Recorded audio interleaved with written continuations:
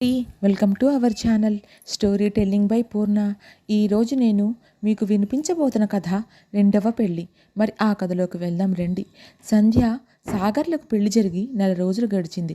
సాగర్కి ఇది రెండవ పెళ్లి కారణంగా ఆనవాయితీ తప్పించాలని ఫంక్షన్ హాల్లో కాకుండా ఈసారి అన్నవరం సత్యనారాయణ స్వామి గుడిలో అతి కొద్ది మంది బంధువులతో ఏదో అయ్యింది అనిపించి ఆ 3 ముళ్ళు వేయించారు. పెళ్లిలో సాగర్ చాలా ముభావంగా ఉన్నాడు. సాగర్ ముభావం సంధ్య మనసులో అలజడి రేపుతూనే ఉంది. మొదటి భార్య యాక్సిడెంట్లో చనిపోయి 2 సంవత్సరాలయ్యింది.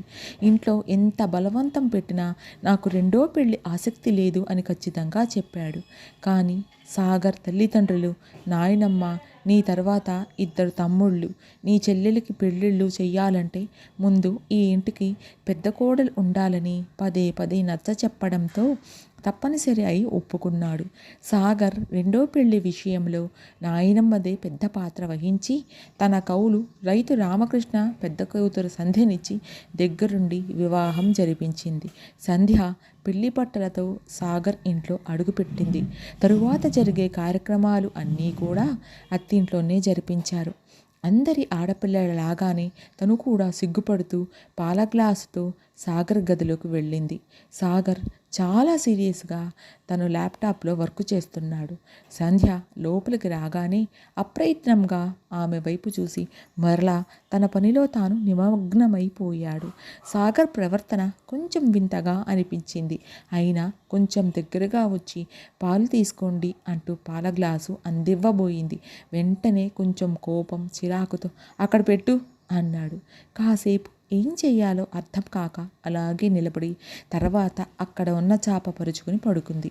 ఉదయం లేచిన తర్వాత కూడా అదే పరిస్థితి. ఎవ్వరితోనూ పెద్దగా మాట్లాడడు. తను దగ్గరకు వస్తేనే అసహించుకుంటున్నట్లుగా చూస్తున్నాడు. ఇంకా సాగర్ ఇంట్లో తమ్ముళ్ళు, చెల్లెళ్ళు ఎవరూ తనను ఒక మనిషిగానే చూడడం లేదు. ఇంటికైనా ఎవరైనా వచ్చినప్పుడు వారితో సంధ్యని పరిచయం చేసినప్పుడు కూడా మా అన్నయ్య రెండో భార్య అని మాత్రమే చెబుతున్నారు. ఆ రెండో భార్య అనే పదం తనను చాలా బాధిస్తుంది. కేవలం వంట చేసే సావిత్రమ్మ మాత్రం తనతో మాట్లాడుతుంది. అత్తగారు కూడా పెద్దగా తనతో ఏమీ మాట్లాడదు. ఆమె కాలు నొప్పి కారణంగా తను గది దాటి బయటకు రాదు. మావగారు సాగర్ ఉదయం 9 గంటలకే కంపెనీకి వెళ్ళిపోతారు. తన చుట్టూ చాలామంది మనుషులు ఉన్నా తనకి ఒంటరిగానే ఉన్నాను అనిపిస్తుంది. అప్పుడప్పుడు అమ్మ, చెల్లెల నుండి వచ్చే ఫోను మాత్రమే కాస్త ఊరట ఇస్తుంది. ఎంతైనా తను మధ్యతరగతి కుటుంబం నుండి వచ్చింది కాబట్టి అన్నీ సర్దుకుపోవడం అలవాటు చేసుకుంది. ఎంత సర్దుకుపోయినా కానీ ఆ రోజు సాగర్ మాట్లాడిన మాటలు మనసులో గుచ్చి గుచ్చి బాధిస్తున్నాయి. ఆ రోజు జరిగిన సంఘటన మళ్ళీ మళ్ళీ గుర్తొస్తోంది. అప్పటికే 2 రోజుల నుండి జ్వరంగా ఉంది. రాత్రి పడుకోపోయేటప్పుడు మంచంపై ఉన్న దుప్పటి తీసుకోబోయి కొంచెం తూలి పట్టు కోసం 2 చేతులు సాగర్ భుజాలపై ఆంచింది. వెంటనే సంధ్య చెంప చెళ్ళుమంది. సాగర్ కోపంతో ఊగిపోతూ, ఇలాంటి చీప్ ట్రిక్స్ నా దగ్గర ప్లే చేయకు. నేను అన్ని విషయాలు పెళ్లికి ముందే మీ నాన్నకు మెసేజ్ చేశాను. మీ నాన్న కూడా మా అమ్మాయికి అన్నీ తెలుసు అని చెప్పాడు. మళ్ళీ ఎందుకు ఇలా బిహేవ్ చేస్తున్నావు అన్నాడు.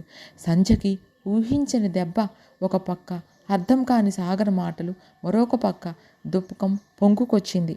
ఏమీ మాట్లాడకుండా బయటకు వెళ్ళిపోయింది. చీకట్లో కావాల్సినంతసేపు ఏడ్చింది. ఎంత ఆలోచించినా తండ్రి తన నుండి ఏం దాచాడో అర్థం కాలేదు. తనకు కేవలం రెండో పెళ్ళి అన్న విషయం మాత్రం చెప్పాడు. ఆ విషయం చెప్పినప్పుడు తన తండ్రి కళ్ళల్లోని బాధ తను స్పష్టంగా చూసింది. సంధ్య, నేను నీకు పెద్ద చదువులు చెప్పించలేకపోయాను. చివరికి నీకు కడుపు నిండా తిండి కూడా పెట్టగలిగానో లేదో కూడా తెలీదు తల్లి.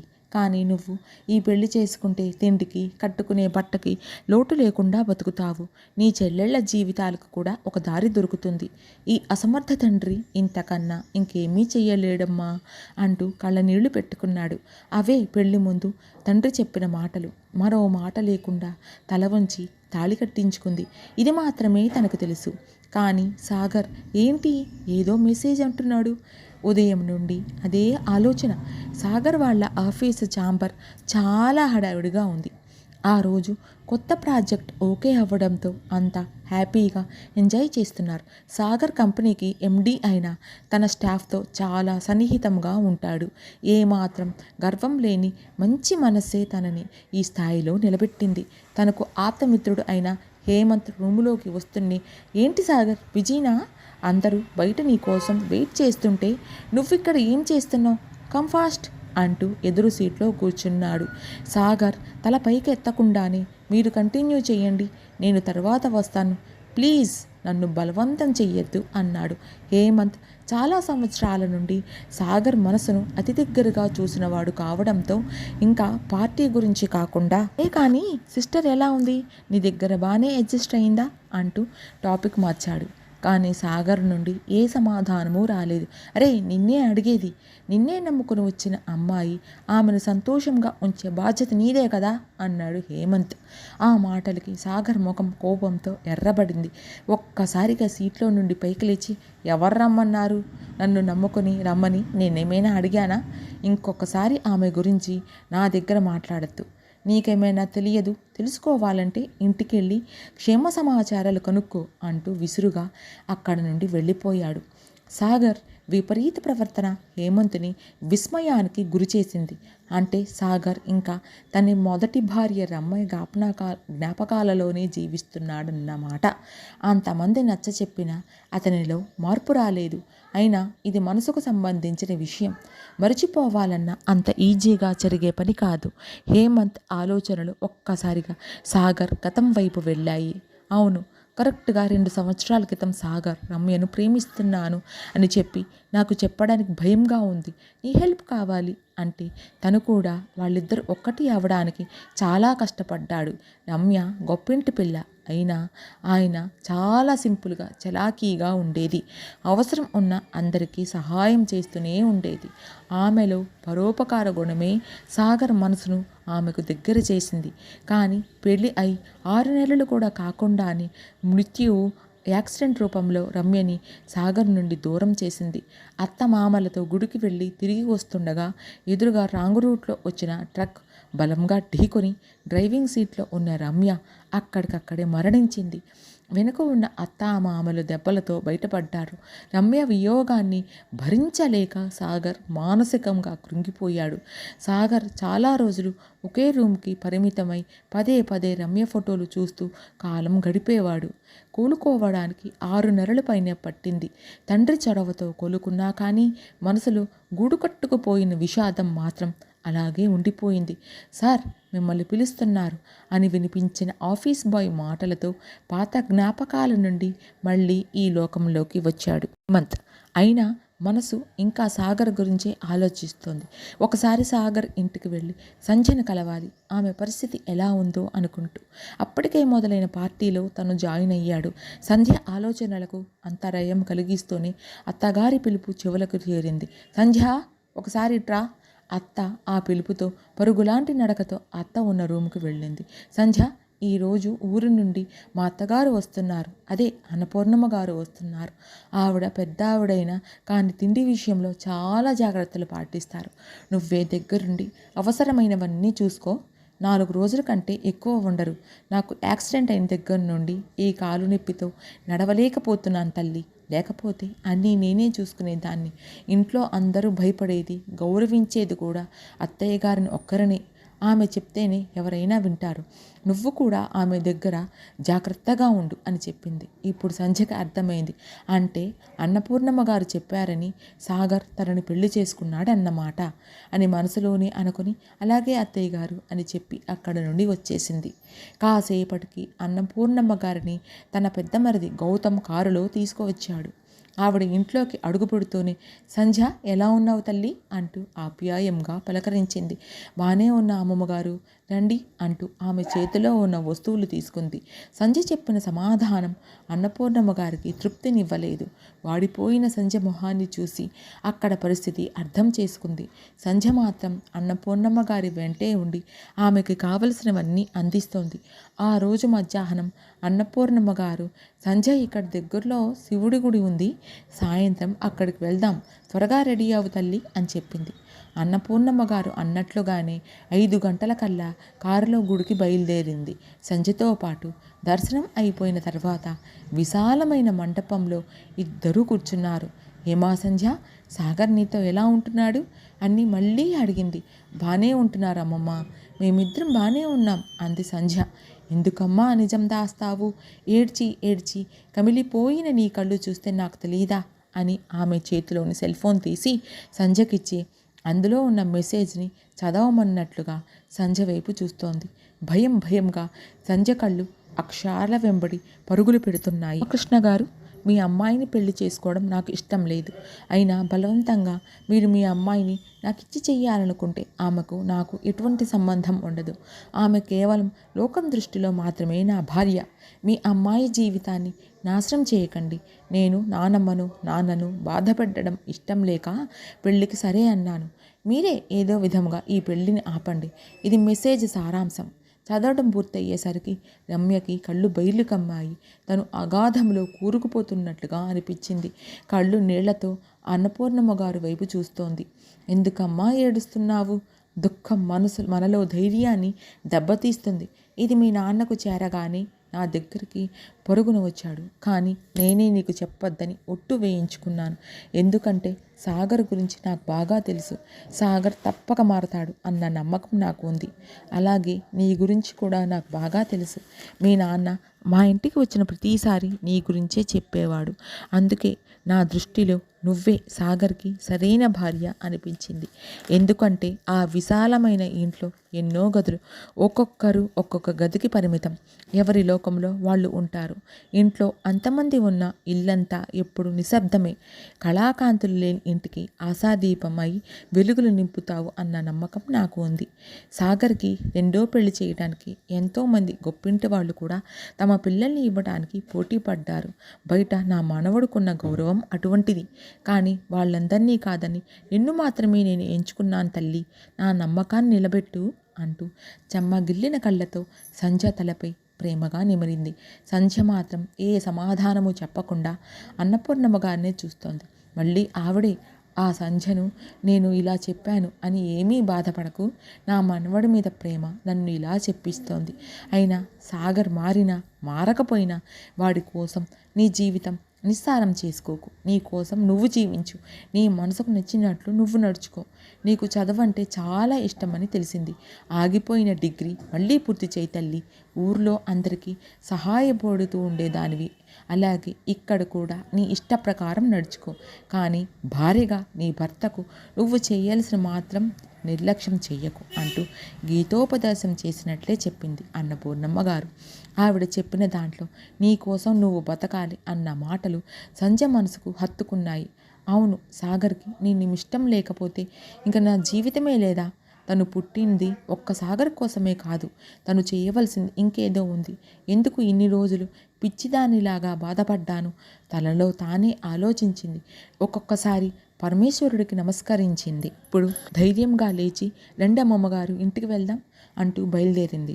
తర్వాత 2 రోజులకే అన్నపూర్ణమ్మ గారు ఊరికి వెళ్ళిపోయారు. కానీ వెళ్లే ముందు సాగర్ని పిలిచి, పెళ్లికి ముందు నీవు పంపించిన మెసేజ్లు ఏమీ సంధ్యకు తెలియవు. నువ్వు ఆ అమ్మాయిని కనీసం ఒక మనిషిలాగా చూడు అని కాస్త గట్టిగానే చెప్పింది. అలాగే సంధ్య చదువుకు కొన్ని ఏర్పాట్లు కూడా చేసి వెళ్ళింది. ఇప్పుడు సంధ్య చాలా బిజీగా మారిపోయింది. ఈ మార్పుకి మరికొంత సహాయం చేసింది హేమంత్. ఒకరోజు హేమంత్ సంధ్యను కలవడానికి ఇంటికి వచ్చాడు. సాగర్ మొదటి భార్య రమ్య గురించి చాలా విషయాలు చెప్పాడు. తను కూడా చాలా ఆసక్తిగా విన్నది. అలాగే తాను చెయ్యాలనుకున్న పనుల గురించి కూడా చెప్పింది. హేమంత్ కూడా సంతోషంగా వాటికి సంబంధించిన మొత్తం ఇన్ఫర్మేషన్ కూడా సంధ్యకు ఇచ్చాడు. ఇప్పుడు సంధ్య ఉదయం లేచిన దగ్గర నుండి తన రోజు మొత్తం టైం సద్వినియోగం చేసుకుంటోంది. అత్తగారికి వేసుకోవాల్సిన మందులు తనే దగ్గరుండి ఇవ్వడం, డాక్టర్ చెప్పిన చిన్న చిన్న ఎక్సర్సైజులు చేయించడం మొదలుపెట్టింది. చిందరవందరగా ఉన్న మరదల రూమ్లు పనివాళ్ల సహాయముతో సర్దింది. మరుదులిద్దరినీ తనను వ్యతిరేకించారు. వాళ్ళ రూములో అడుగు పెట్టద్దు అన్నారు. సంధ్య చిరునవ్వుతో ఇల్లు నీటుగా ఉంచడం నా బాధ్యత అని చెప్పి వారిని కొంచెం మార్చగలిగింది. ఇంకా తాను తెలుసుకున్న అనాథ శరణాలయాలకు వెళ్ళి అక్కడ వాళ్లకు కావలసిన అవసరాలు ఒక బుక్లో నోట్ చేసుకుని వచ్చేది. ఒక ప్రత్యేకమైన వాట్సాప్ గ్రూప్ ఏర్పాటు చేసుకుంది. దానిలో హేమంత్ చాలామందిని జాయిన్ చేశాడు. అందులో ఇంట్రెస్ట్ ఉన్నవాళ్ళు ఆర్ఫాన్స్కి సహాయం చేయటానికి మందులు వచ్చేవారు కూడా ముందుకి. ఆ సహాయాన్ని సంధ్య స్వయంగా తీసుకువెళ్ళి వాళ్ళకి అందించేది. ఇంకా తనకు ఇష్టమైన పని చదువు చెప్పడం. అందుకోసం దగ్గరలో ఉన్న ఒక మురికివాడని ఎంచుకుంది. అక్కడే జీవించే వాళ్ళందరికీ కూడా రోజువారీ కూలీలు, తల్లిదండ్రులు పనులకు వెళ్ళిపోయిన తర్వాత పిల్లలే ఇళ్ళకి కాపలా ఉండేవారు. వారికి ఎటువంటి స్కూల్ సహాయం లేదు.